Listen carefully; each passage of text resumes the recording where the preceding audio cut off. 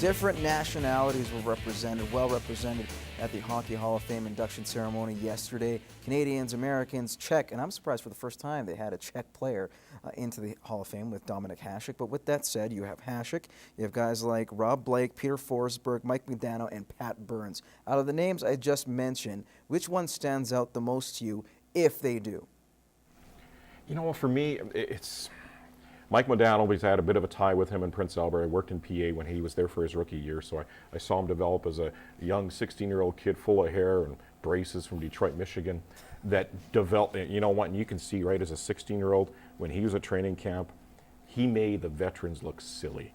And these veterans are getting mad at this little scrawny kid from Detroit, but they couldn't catch him.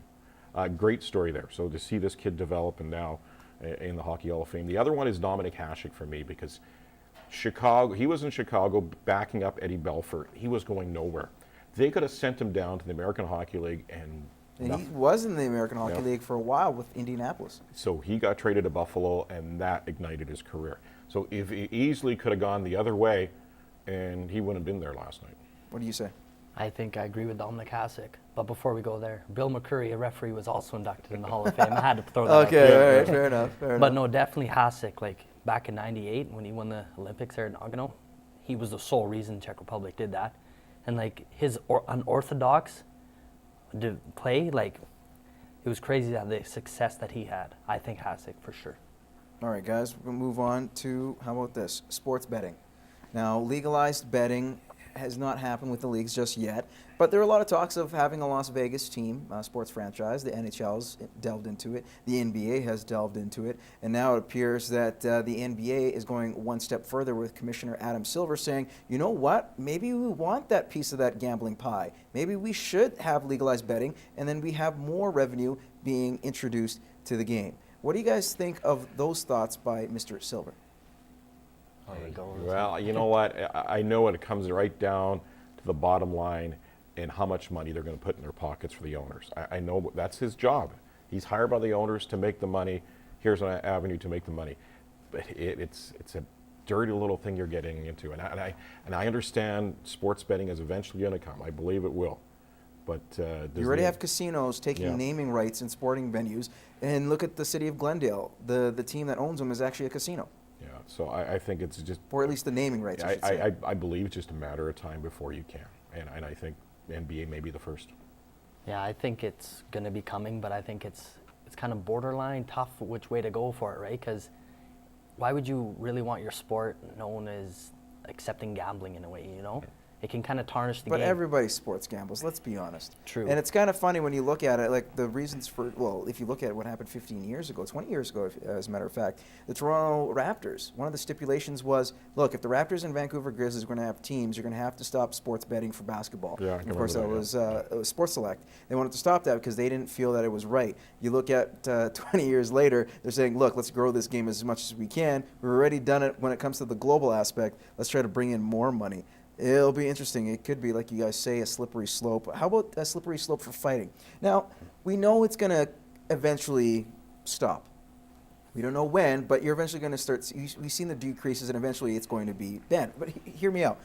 One thing I have I do believe that fighting has a right in the game to a certain extent. You know, you have to set a point or a tempo, whatever.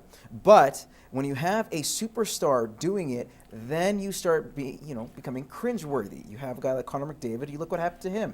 He fractured his hand. He's going to be out for 4 to 6 weeks. And you look at guys like Evgeny Malkin, stood up for one of his teammates, fought Dion Phaneuf.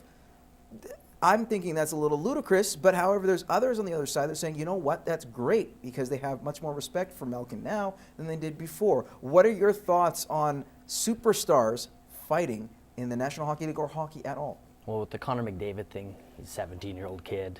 Emotions are going to get high, and he always, like, every shift, he's got 2 guys on him, so obviously he's going to get frustrated, and he finally exploded to that, right? And the thing with Malkin, you look at Pittsburgh a few years ago, they used to have Steve McIntyre. They had Hal Gill. They had Derek Goddard. Or was it Eric Goddard? Yeah, Eric Goddard. Yeah, like they had big fighters. So when Crosby got pushed around or Malkin, those guys stepped in. They didn't have to worry. Now who does Pittsburgh have? They really don't have anybody to stick up for those big guys. And I also think for like even Nugent Hopkins, right? Why is he fighting? I agree with that. Like, he's small, but the Oilers and teams like that should still have one or two guys that go out there and be like, no, you can't get like pick on these guys type thing. And when Gretzky got traded, he made sure McSorley was in that deal because he knew if anybody touched him, McSorley was there, right there, boom. Yeah. Well, how about this? Do you feel that fighting in general, or fighting for superstars, is appropriate? Well, If but at all. how do you say, okay, you can fight, but you can't fight? You know, that's the game. And like you're saying, sometimes in the game, your emotions get the best of you. You're not going to sit there and logically think in your head, and you have a matter of 5 seconds to react to this, that no, I shouldn't fight. No, I shouldn't drop my gloves because this could happen. You don't think about that at the moment. In the heat of the battle, things happen. Like Connor McDavid, if he would rather do it, probably wouldn't have dropped his gloves. Somebody else would have stepped in. But you're seeing less and less fights. Trust me. Bobcats this season, how many fights have they had this I think season? one. One fight for the entire season so far. There was times 6-7 years ago that you would have one a period. You know, now you're having one in how many games? So to say the fighting needs to be taken out of the game, you know what? It's slowly fading. Very quickly, guys, we'll talk about the Toronto Blue Jays making a big splash this offseason. We knew they had cash. How much? Well, appears that they spent $82 million worth over 5 years for a guy named Russell Martin, a Canadian catcher who's had injury troubles before, however, looks pretty good over the last few years, especially with Pittsburgh. Now he's the third highest paid catcher in baseball, and they already have a catcher in Dinian Navarro. Does this move make any sense for the Jays at all? I personally like it. You look at the young pitchers coming up. You got Aaron Sanchez, you got Daniel Norris, you got Drew Hutchison, Marcus Stroman. They've already played this year, but having a leader like Russell Martin there, I think it's going to help grow that pitching prospect that the Blue Jays have.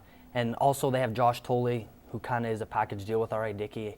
I never liked the R.A. Dickey trade in the first place, so I wouldn't be sad if they sent him out the door. I don't see it happening, but that would be perfect for me. Yeah, I think that's the only reason they're going to keep Trolley around is because he catches for Dickey, because his bat is horrible. And if they bring Martin in and Martin can catch for the knuckler, then they're probably going to get rid of him. But I think for Martin, more than anything, he's a Canadian guy. It's a good feel-good story. You hope that he stays injury-free. But Navarro, now you're going to balance. If Navarro's not catching, is he going to be DHing because he got rid of Adam Lynn? So maybe there's a chance for either Martin or him to DH in a given day. All right, guys, when we come back, we'll have over-under next.